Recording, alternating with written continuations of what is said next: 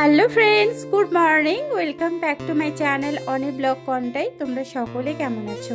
আশা করি সকলেই ভালো আছো। আমি অনেকটা ভালো আছি। তো আজকে সকালে চা দিয়ে শুরু করলাম।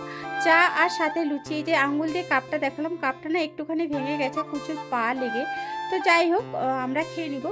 ভাঙ্গা জিনিসে যদিও খেতে নিই, কিন্তু দেখো ভাঙেনি, জাস্ট একটু খুলে গেছে। তো সকালে চা লুচিটা হচ্ছে গতকালে রাত্রে ঘুগনি আর লুচি ছিল।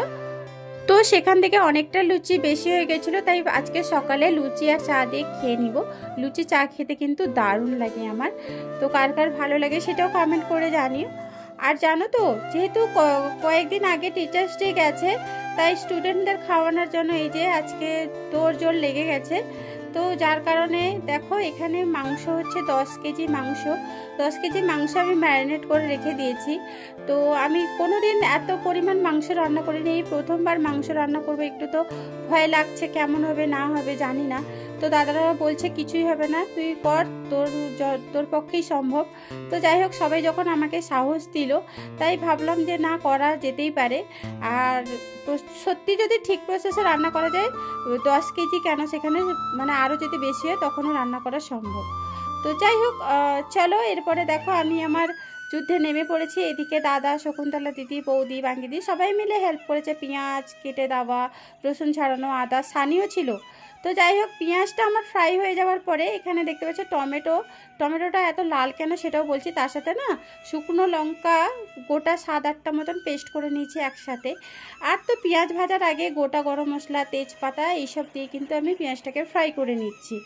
তো যেইভাবে আমি প্রসেসে রান্না করি, সেই প্রসেসে কিন্তু আমি রান্নাটা করছি। আর যেহেতু সাথে বিরিয়ানি থাকবে, বিরিয়ানির সাথে চিকেন কষার নয়, আবার চাপ টাইপেরও নয়, এরকম মিডিল টাইপের রেখে কিন্তু আজকে আমি রেসিপিটা বানাচ্ছি। তো চলো, আমি চেষ্টা করব, পুরোটা হয়তো কভার করতে পারবো না, কারণ অনেকটা হেঁটে গেছে। তো চলো একটুখানি দেখে নাও তোমরা। আর হ্যাঁ ফ্রেন্ডস, মশলা যত পরিমাণে কষতে পারবে ততই কিন্তু টেস্ট আসে, এটা আমি জানি। যদি কাঁচা থেকে যায় না, সেখানে ভালোই লাগে না। তো দেখতে পেলে টমেটো পেস্ট দেওয়ার পরে আমি এখানে আদা পেস্ট দিলাম। আদাটা আমি মাংসতে খুবই কম ইউজ করি। রসুন আর পেঁয়াজ কিন্তু বেশি পরিমাণ আমি ইউজ করি, এটাও তোমাদের বলে দিচ্ছি। তো এখানেও আদাটা একটুখানি আমি নিলাম, তারপরে এটাকেও আমি ভালো করে কষিয়ে নিব। কষে নেওয়ার পরে কিন্তু এরপরে আমি রসুন পেস্টটা দিয়ে দিব। আর তোমাদের তো বললাম যে মশলা একটু টাইম ধরে কিন্তু কষতে হয়। তো দেখো এই যে এটা রসুন পেস্ট, রসুনে একটু লাল লাল দানা কেন বলো তো, ওই যে লঙ্কা পেস্ট করেছিলাম না, ওটা গ্রাইন্ডারে লেগেছিলো ওই কারণে। তো যাই হোক, মশলা থেকে তেল ছেড়ে এলে আবার কিন্তু জল দিয়ে ওটাকে আবার ভালো করে কষিয়ে নিব, সেদ্ধ করে নিব। এখান থেকে যখন আবার তেলটা ছেড়ে যাবে, তখন কিন্তু আমি মাংসটা ঢালবো, ঠিক আছে? তো এই প্রসেসে কিন্তু আমি রান্না করি, তোমাদের আগেই বলে দিলাম। তো দেখতেই পাচ্ছ কত পরিমাণ, মানে সত্যি কথা বলতে হাতও ব্যথা হয়ে গেছিলো আমার। এরপরে দেখো তেল ছেড়ে আসতে মাংসটা দিয়ে দিয়েছি, এবার মাংসটা কষছি। তো এদিকে আমার দাদা বলছে দাঁড়া, আমি একটু ক্যামেরা করে। আমি বললাম করিস না, কারণ আমাদের রান্নাশালটা তো রান্নাশাল নয়, সিঁড়ির নিচে আমাদের রান্না হয়, একটু অগোছালো আছে, কে কী ভাববে। তো ফ্রেন্ডস, আমি পুরো হাঁপিয়ে যাচ্ছি। এত কেজি মাংস মানে একসাথে কোনোদিন রান্না করিনি, আজকে ফার্স্ট টাইম রান্না করছি। তাই দেখো ফ্যানের হাওয়া খাচ্ছে আর এখানে বসছি, একটু ঢাকনা দিয়ে এসেছি। তো যাই হোক, দাদা বলছে দাঁড়া। আমি হলো তো কী হয়েছে, যেটা সত্যি সেটাই শেয়ার করা আমার মনে হয় উচিত। তো হ্যাঁ, এটাও ঠিক, যেটা সত্যি সেটা শেয়ার করাই উচিত। তো চলো বন্ধুরা, এইটুকু জায়গার মধ্যে প্রচণ্ড ঘাম দিচ্ছে আর গরমও লাগছে, আর কি আর বলবো। আর চিকেন থেকে দেখো অনেক পরিমাণে জল বেরিয়েছে, ওই জলে কিন্তু আমি মাংসটাকে কষিয়ে নিয়েছি। এরপরে আমি ফাইনাল লুকটা তোমাদের একটুখানি দেখিয়ে দিলাম, দেখতেই পাচ্ছ চিকেনটা এইভাবেই হয়েছে। তো স্টুডেন্টদেরও জিজ্ঞেস করেছিলাম খাওয়া দাওয়ার পরে, সবাই কিন্তু ভালোই রিভিউ দিয়েছে, কেউ কিন্তু একটাও নেগেটিভ বলেনি। তো যদিও আমি প্রথমে বলিনি রান্না করেছি, পরে কিন্তু বলেছি আমি রান্না করেছি। তো যাই হোক, এখানে রান্না কমপ্লিট করেছি। আর এখন বাজে না 3:30 বাজেনি, সরি 3:10 বেজে গেছে। আমি আর বৌদি মিলে চলে যাচ্ছি বিরিয়ানি আনতে, কারণ একার পক্ষে তো সম্ভব নয়, কারণ অনেকগুলো বিরিয়ানি আমাকে মানে অর্ডার দিয়েছিলাম আগের দিন। তো ওই জন্য কাকাকে নিয়ে নিয়েছি, আর এদিকে বৌদির সঙ্গে আছে, দিয়ে চলে আসছি। আর ভাবলাম একটু ওয়েদারটা তোমাদের সাথে শেয়ার করি, কি সুন্দর লাগছে দেখো। এই সময় না শরৎকালের আকাশটা জাস্ট মানে আমার দারুণ লাগে, ভিউটাও দেখো সত্যি সুন্দর লাগছে। তাই দেখো ভাবলাম একটুখানি তোমাদের শেয়ার করে দিই।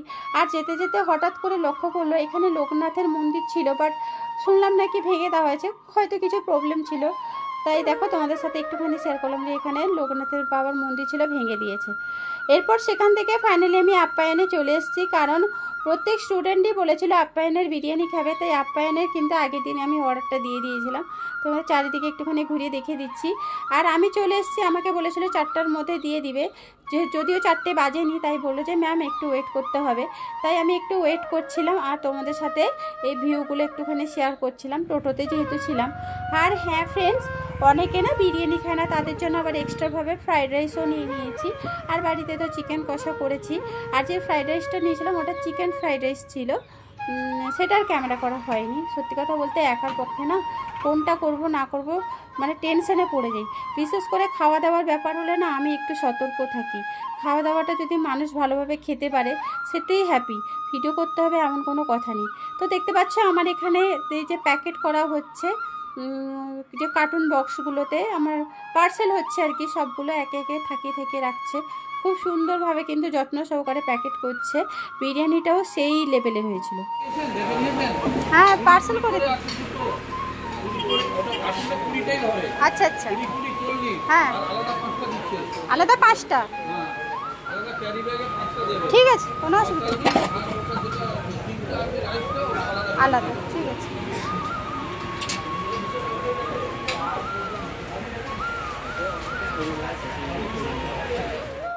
তো তোমরা শুনতে পেলে তাহলে আমি কতগুলো অর্ডার করেছি, তাহলে দাদা স্টুডেন্ট কিন্তু অনেক। তো যাই হোক আমি এবার বাড়িতে এসে এই যে চিকেনগুলো একটা পিপিতে পার্সেল করে নিচ্ছি। আর এদিকে দেখো এই পুচকিটা বলছিল বাড়িতে বসে খাবে, বাড়ি নিয়ে যাবে না। সত্যি ভালো লাগলো, বাড়িতে বসে খাওয়াতেও আমার দারুণ লাগে। আর ওকে একটু লজ্জা পাচ্ছিল, ও কিন্তু পড়াশোনা যথেষ্ট ভালো। তো আমি বললাম তুই আমার সামনে বসে খা, আমি এখানে প্যাকেট করি, তোর যা যা লাগবে আমি দিব। তাই আমি ওকে দেখো আমার সামনে বসে রেখে আমি আমার কাজগুলো করছিলাম। আর দেখতেই পাচ্ছ আমি প্যাকেট করছি। এই যে দেখো এই পিপিগুলোতে কিন্তু মাংস অনেকক্ষণ গরম থাকে, তাই এখানে আর বেশ বড় সাইজেরও এনেছি, একটু বেশি পরিমাণে, যাতে ধরে স্টুডেন্টরা মানে তৃপ্তি করে খেতে পারে। দাদারও একটাই উদ্দেশ্য যাতে স্টুডেন্টরা একটু তৃপ্তি করে খেতে পারে, তুই সেইভাবেই দে। আর সত্যি কথা বলতে আমিও সেইভাবেই দিয়েছি। আর এদিকে দেখো আমি এই যে ছোটো বেলার মধ্যে নিয়ে এসে সার্ভ করছি, আর কড়াই তো সেদিকে আছে। আর দাদা একটু দেখিয়ে দিবে, দেখতে পাচ্ছ সিঁড়ির তলায় কিন্তু কড়াটা আছে। আর এখানে পুচকি খাচ্ছে আর আমি আমার কাজ সারছি। এখান থেকে প্যাক করে আবার আরেকটা পিপিতে বিরিয়ানি প্যাকেট, মাংস, স্যালাড এইসব ভরে কিন্তু আবার প্যাকেট করতে হবে। তো এইভাবে কিন্তু কাজগুলো কমপ্লিট করে নিচ্ছি। আর এদিকে দেখো এই পেটিগুলো এবার খুলতে হবে আমাকে। সো হ্যালো ফ্রেন্ডস, ফাইনালি এইমাত্র আমার জাস্ট কাজ কমপ্লিট হলো। আর এখন বাজে রাত্রি 11:30, 12টা বাজতে যায়। তো মানে প্রায় জনই বাড়ি নিয়ে চলে গেছে, প্যাকেট করে দিয়েছিলাম। আর কিছু জন এখানে বসে খেয়েছে, লাস্ট যারা 12 ব্যাচ ছিল ওরা কিন্তু বাড়িতে বসে খেয়েছে। আর সত্যি কথা বলতে সকাল থেকে এতটাই পরিশ্রম হয়েছে যে আমি আর ক্যামেরায় করিনি, কারোরই আর ক্যামেরা করতে পারিনি, প্রচণ্ড চাপে ছিলাম। আর যেহেতু সবাইকে দিতে হচ্ছিল ওই কিছু জিনিস বেঁচেছিল, তাই ফ্রিজে রাখতে এলাম। আর তো প্রচণ্ড ঘেমে গেছি, তো এরপরে স্নান সেরে ঘুমিয়ে যাব। কারণ হচ্ছে সেই সকাল থেকে সেই মাংস ঘাঁটছি, ঘাম দিচ্ছে, কাজ করছি একটা নাইটিতে, তাই একটু ড্রেসটা চেঞ্জ করবো, মানে স্নান একটু জল ঢালবো হালকা, মানে কম করে জলটা ঢালবো, নাহলে ঠান্ডা লেগে যাবে। দিয়ে নাইটিটা চেঞ্জ করে তারপরে ঘুমাতে চলে যাব। তাই ভাবলাম যে ভিডিওটা এখানে এন্ড করে দিই। তো চলো আজকের ভিডিওটা তোমাদের কেমন লাগলো অবশ্যই কমেন্ট করে জানিও। আর আজকের জন্য আমি এখানে এন্ড করলাম, নেক্সট ডেতে নতুন কোনো ভিডিও নিয়ে আমি নিতে হাজির হয়ে যাবো। ততক্ষণের জন্য তোমরা সকলে ভালো থেকো, সুস্থ থেকো, সাবধানে থেকো। টাটা।